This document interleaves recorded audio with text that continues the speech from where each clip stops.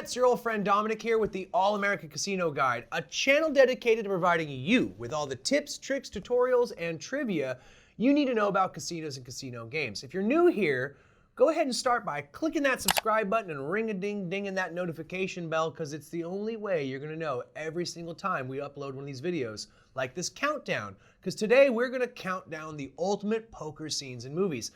I literally locked myself in a basement for weeks to put this together, so I hope it won't disappoint. I've collected the most tense, nail-biting, heart-attack-inducing, thrill-ridden poker showdowns you will ever see on the big or little screen. So let's go ahead and get started.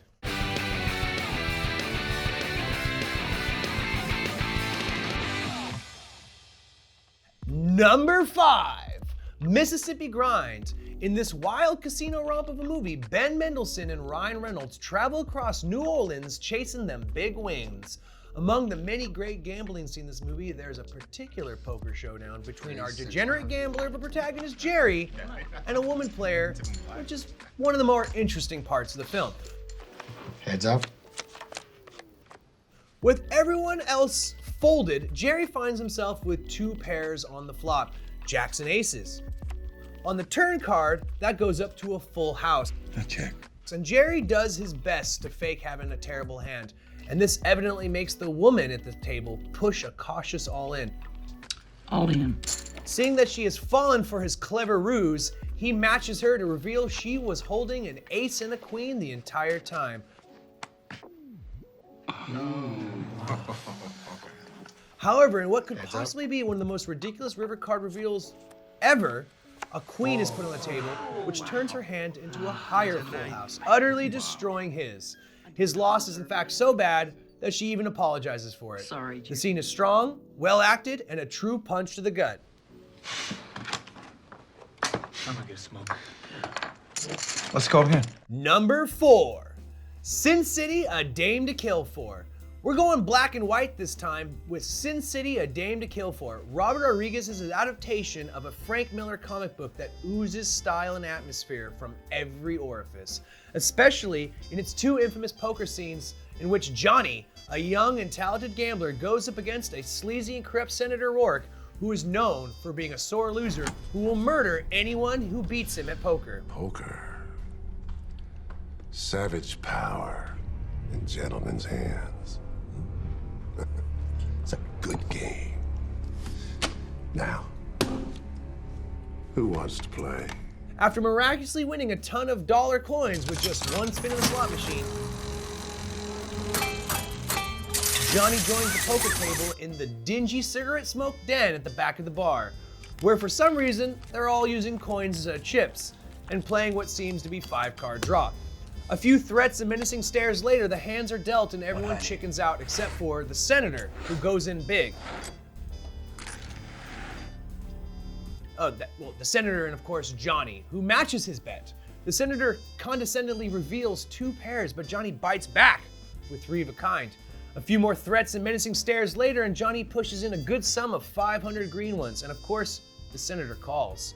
Roark then reveals a powerful full house, but of course, this is Johny, and he never loses. And he has an insane royal flush. Well, as we said, I never lose. man-child senator predictably starts throwing more than just threats at Johny, who confidently leaves. Returning later on in the movie though for that final showdown. This time he doesn't go so well though for Johny. Even after striking gold for a second time by hitting a jackpot at the slot machine with just 1 spin, he falls for 2 of the senator's bluffs and starts losing money. The climax of the scene is when Mr. Senator reveals a chilling 4 cowboys, but of course Johny never loses, as he happens to get 4 aces. Again, as I said, he never loses. See, I told you I never lose. You can guess how furious the senator is at this point. I won't spoil it for you, but let's just say he reminds Johny what his skull is made of. Number 3, Ocean's 11. 2001's Ocean's 11 features a literal who's who of Hollywood actors, and there's one particular scene where a lot of them are duking it out in the poker room. We have Brad Pitt as Rusty and George Clooney as the titular Ocean. We even have Topher Grace as himself, and quite frankly, I'd forgotten that guy still even existed. Really? At first, we have a hilarious poker scene in which it's clear that nobody actually knows how to play poker. Guys, what's the first lesson in poker? Rusty Brad is obviously the seasoned player here as he corrects numerous mistakes by the other players at every turn. It even ends with Topher thinking he's won the hand with all reds. We move on to the meat of the poker scene in which Rusty goes up against the clown in the flesh, Danny Ocean. You know this guy isn't kidding around just by the fact that he's played by George Clooney. After chatting for what seems to be an eternity, they finally get to the game and Ocean immediately goes in big. Everyone seems intimidated except of course for Rusty, who calls out his bluff while throwing out some knowledge. Rusty's logic is this: if it's early in the game, you can't have anything better than a pair of face cards. Wait, is that how it works? You can't have any cards early? Anyway, let's not get sidetracked here. Orange Jacket Dude folds. Bling raises another $500 and everybody else calls. The Clown even re-raises by $2,000. Raise it 2,000. Guys, you're free to do what you like. It's a lot of money. But Rusty, he doesn't shake and is convinced it's just a bluff taken to the next level. Nobody takes even a second to doubt him, and they proceed to call him all at once. Oh. For some reason, it kind of feels like they're all against him and not even worried about each other's hands, which is weird, but okay. Let's see him. In a true movie scene fashion, the Clown reveals four of a kind, Four utterly nines, erasing the with the smile ace, I think it's off pretty poor high. Brad's face. Dude. Thanks for the tip on calling out the bluff. Number 2, Rounders. Now obviously we're going to include this classic poker scene starring Matt Damon as Mike McDermott and John Malkovich as the infamous Teddy KGB. We start with the flop, 5 of spades, 3 of diamonds, and the ace of clubs. Teddy KGB proceeds to munch on the Oreos for some reason or another, while Mike thinks about his next move. He then decides to check, but Teddy won't hear it and instead decides to place a bet, while continuously gnawing disgustingly on those iconic biscuits. Mike lays down his cards, revealing he has 2 high pairs. This makes Teddy throw his Oreos across the room in a fit of anger. So anyway, we get this weird jump cut indicating that we've been playing for hours. Teddy's goons tell him to finish him off once and for all, and Mike holds strong with a suited 8 and 9. And the flop shows that he actually has a straight. He checks and attempts to bluff into pushing in heavy, which he succeeds in doing, of course.